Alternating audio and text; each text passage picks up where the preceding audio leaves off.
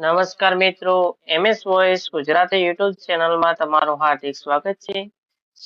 ગુજરાત સરકાર દ્વારા 2026ના વર્ષ માટે પંડિત દીનદયાળ આવાસ યોજના શરૂ કરવામાં આવી છે. આ યોજના અંતર્ગત 1,70,000 રૂપિયા સુધીની સહાય આપવામાં આવે છે.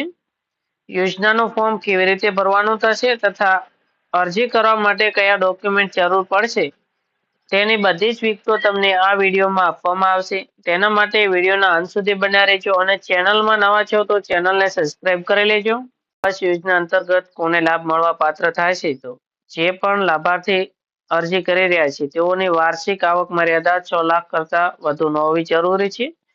ત્યારબાદ અરજદાર પોતે પોતાના નામે પ્લોટ ધરાવતો હોવો જરૂરી છે ને કુટુંબમાં કોઈ સભ્ય સરકારી નોકરી ન કરતા જોઈએ અને અગાઉ કોઈ પણ આવાસ યોજનાનો લાભ લીધેલ હશે તો તેઓ આ સહાય યોજનાનું ફોર્મ ભરી શકશે નહીં.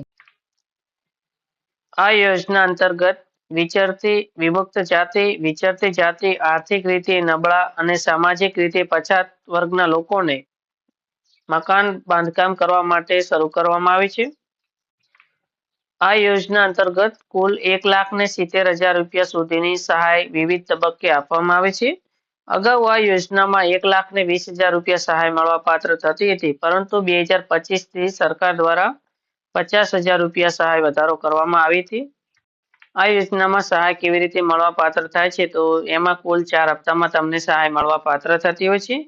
જ્યારે તમે મકાન બનાવવાની શરૂઆત કરો છો ત્યારે તમને પ્રથમ હપ્તો મળે છે જે 30,000 રૂપિયાનો હોય છે. ત્યારબાદ બીજો હપ્તો તમને 50,000 રૂપિયાનો મળવા પાત્ર થશે.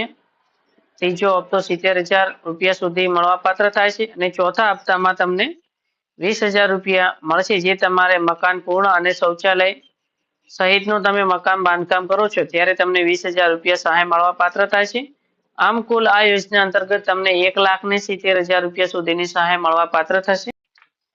મકાન બાંધકામ પૂર્ણ કરવાની અવધિ 2 વર્ષ છે, એટલે કે જ્યારે તમારું ફોર્મ મંજૂર થાય છે ત્યાંથી લઈને તમારે 2 વર્ષની અંદર તમારે મકાન બનાવવાનું રહેશે. માટે કયા ડોક્યુમેન્ટની જરૂર પડશે તો સૌપ્રથમ અરજદાર પાસે આધાર કાર્ડ હોવું જરૂરી છે, રેશન કાર્ડ હોવું જરૂરી છે, ચૂંટણી કાર્ડ, બેંકની પાસબુક,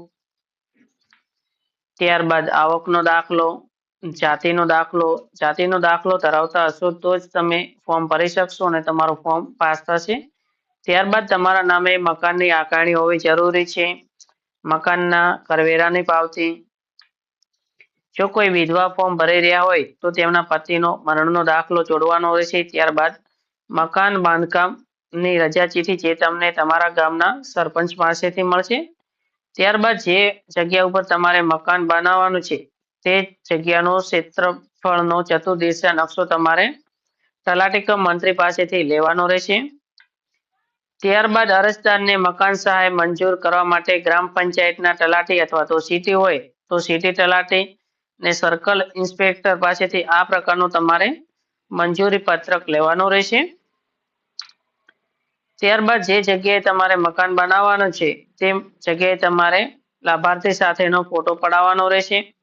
તમારી પાસપોર્ટ સાઇઝના ફોટાની જરૂર પડશે અને એક બાંધેરી પત્રક જે તમને સમાજ કલ્યાણની વેબસાઇટ પરથી મળી જશે. આટલા ડોક્યુમેન્ટની તમારે જરૂર પડશે.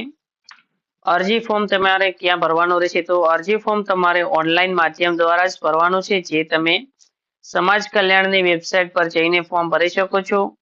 અહીંયા જે વેબસાઇટ આપી છે તે વેબસાઇટ તમે ગૂગલમાં લખશો તો સમાજ કલ્યાણની વેબસાઇટ ઓપન થઈ જશે, જ્યાં જઈને તમે તમારું ફોર્મ ભરી શકો છો. જો આપેલ માહિતી તમને ઉપયોગી થઈ હોય તો વિડીયોને લાઈક કરી દેજો, ચેનલને સબસ્ક્રાઇબ નથી કરી તો ચેનલને સબસ્ક્રાઇબ કરી લેજો અને બીજા મિત્રોને પણ વિડીયો શેર કરજો.